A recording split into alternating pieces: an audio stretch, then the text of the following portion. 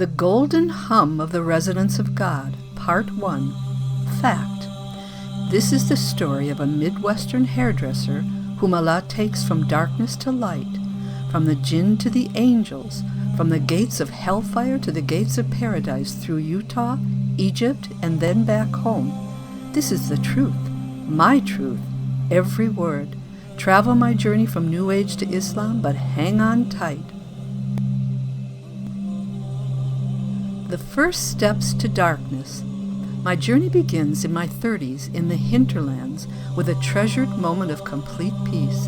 I later become a hairdresser/psychic extraordinaire, complete with hovering spirits. I try past life regression by a proclaimed alien for a fear of car washes, and my favorite past life is a psychic priestess with a gold headdress like the good witch Glinda. I am told that I have an incredibly powerful third eye. I use the stillness of meditation to get deeper into darkness. I go through the ascension gate of the first heaven, and an incarnate Jesus gives me God back. Welcome to my life. The New Age hooks. I joined the legendary Rocky Mountain Mystery School in Utah, the leader of which is a dragon slayer. We are guided there by a stately, cloaked and hooded group of aliens called the Nathors.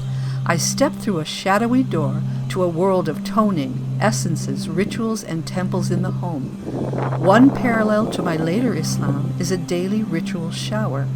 As my ego grows, I find an energy guru in England, and she sends me to Egypt and the fated, waiting arms of a Muslim husband-to-be, step one to my ultimate salvation.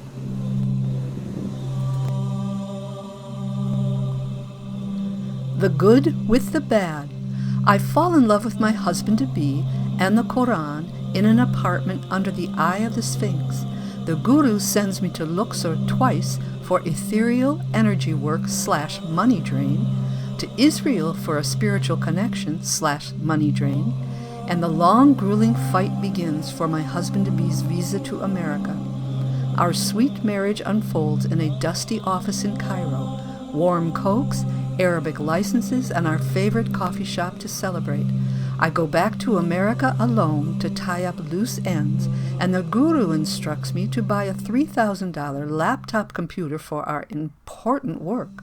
Her devious plan takes shape. My train wreck to come. I come back to Egypt, surprise my husband at the tombs of Saqqara. Bits and pieces of Islam take root in my heart. My husband can't tell his village about me yet. We have our last look at the rushing River Nile, our exciting flight to Phoenix, the dazzling touchdown in the red hills of Sedona, a cozy cabin there amongst sated fruit trees, and my husband's plan for us to go to England to end the guru's pull on me, but first back home to close on my house. My husband and brother agree that I am nuts. The train of destiny is picking up speed.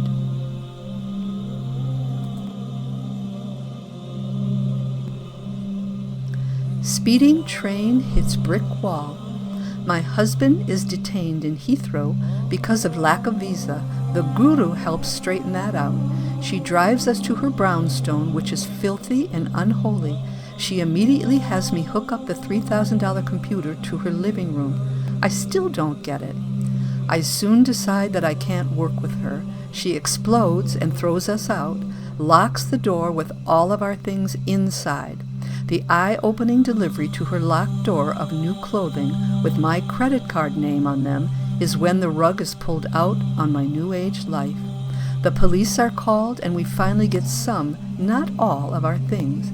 We get on a train to the airport, but I am an empty shell, depressed and humiliated. A flight to America?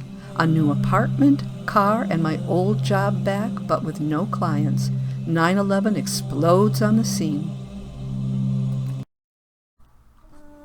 Redemption. My husband pushes for a book about the insanity of it all. He gets a job, but it begins at the bottom of a sink. Our glaring cultural differences crop up. He struggles. I mull over losing $80,000 to $100,000 in 5 months and am deeply depressed. One night I contemplate not surviving, but a vow is made to God to live. I fast the first week of Ramadan and then become Muslim, alhamdulillah. The book is therapy, gets published, and the clarity of its pages help my path to begin to make sense. Through Islam, I find a place in my heart that I wasn't even aware was there. This Western mind blissfully submits.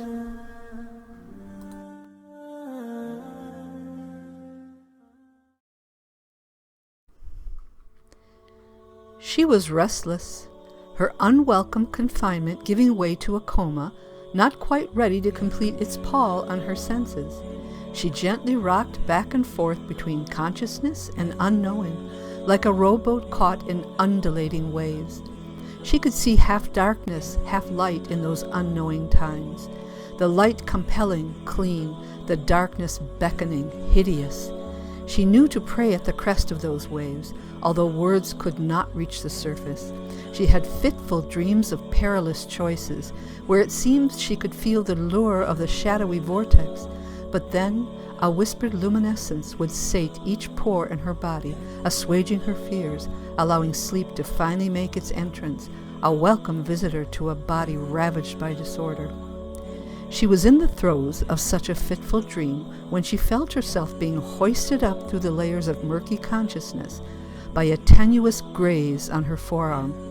She struggled against the breakers, threatening to take her tumbling to the depths again, fearful to open her eyes, not wanting the reminder that day was like night for her. She uttered words left unanswered, the only reply a fateful spreading heat in her veins. We now step from bizarre truth to fabled fiction.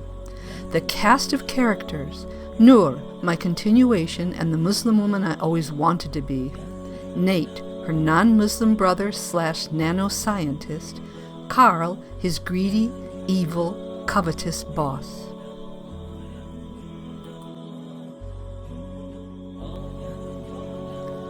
Carl's mentor is the long-dead but still notorious gangster John Dillinger.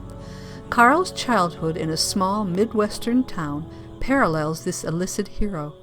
Carl's evil threatens to spill over on all like a busted sewer pipe. Noor's Egyptian husband Hassan sadly dies after partaking of his afternoon tea. Noor has a job at an ad agency. Her oasis there is her prayer rug in the supply room, and she takes every opportunity to subtly teach the staff about Islam. This day the lesson is that the earth is actually egg-shaped, per the glorious Quran. Carl's only concern with his lab is nano-weapons to be sold to a surly pair of shadowy men, nicknamed Heckle and Jekyll.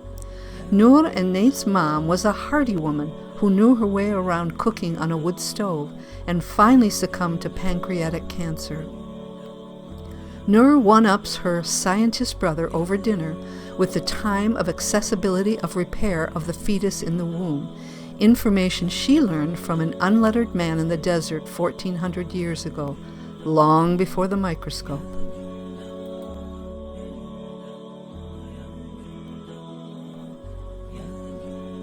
Nate discovers a molecular dissembling device and DNA manipulator through his research. Carl is deviously elated. Noor and her friends commit to Fajr prayer at former theater / Masjid al-Fatiha.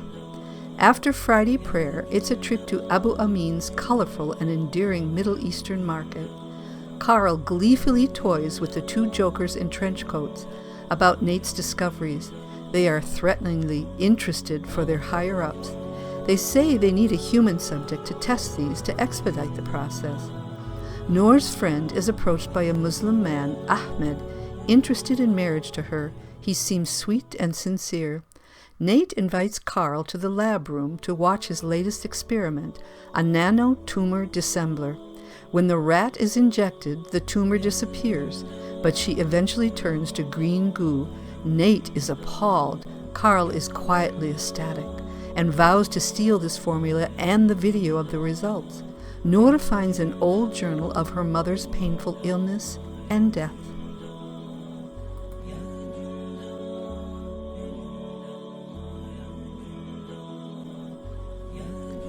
Noor opens a poignant conversation about death with Nate.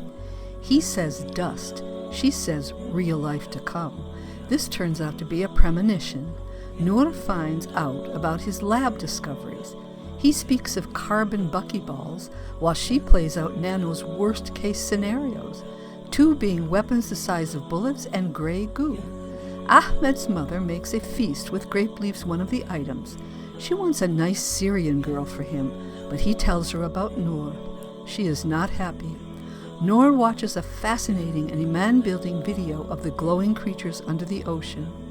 A commercial comes of the starving children of Somalia, and the lunch in front of her is untouched. She vows to help somehow. She is informed of Ahmed's intentions, agrees to meet him at his home. She will bring Nate, but knows he's an American and has no rules around dating, only go for it. Noor finds an ugly, angry mole on her arm during wudu at work. She is alarmed, but decides to treat it with aloe to tame it.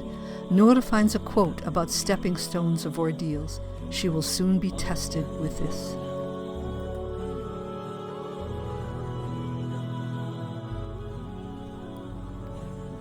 Carl doesn't have to steal the formula in the leather case. Nate innocently asks him to store it, and the video of the experiment in his office safe. When he leaves, Carl immediately calls the shadowy figures, and this pair of magpies shows up at his door. Carl wonders if this formula works like Pac-Man. Carl wisely lies about having the formula to save his life. He knows they would kill him for it.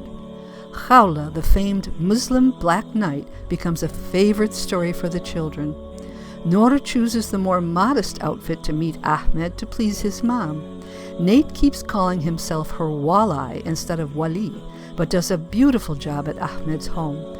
Noor feels a sweet tug in her heart for Ahmed. Noor later has a strange eclipse of the eye at work, gets an eye exam, and is referred to a doctor for more tests. The doctor finds more ugly spots and puts a diagnosis forth of FAM, or mole melanoma, connected to Noor's mother's death by pancreatic cancer. Her joy quickly turns to stoic sadness.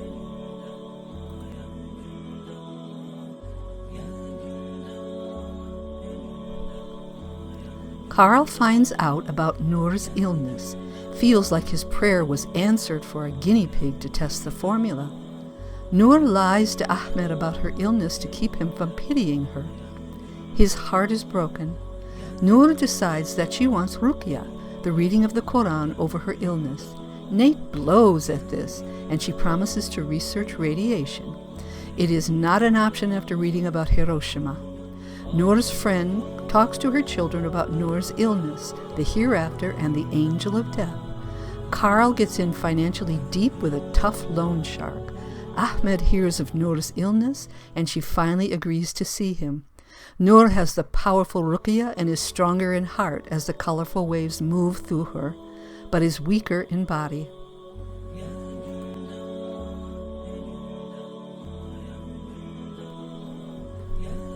Ahmed visits Noor.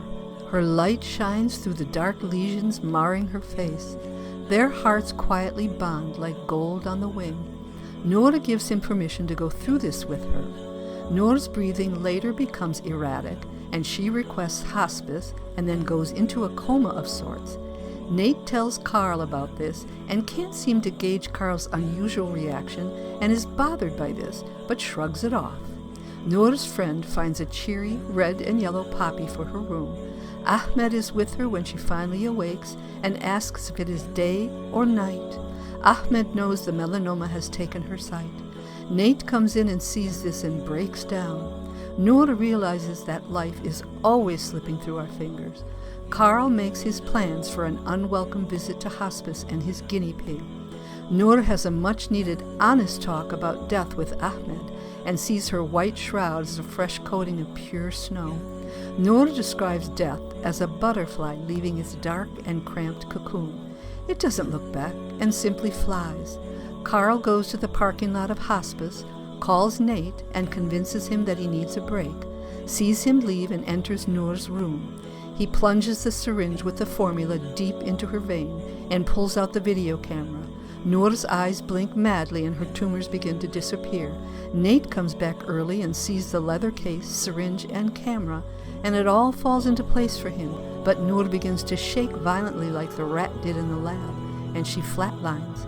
Carl runs out.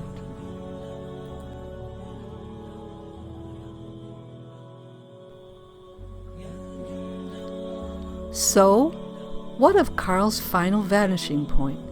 What about Nate's future? Is there a life now for Ahmed? Wait for it.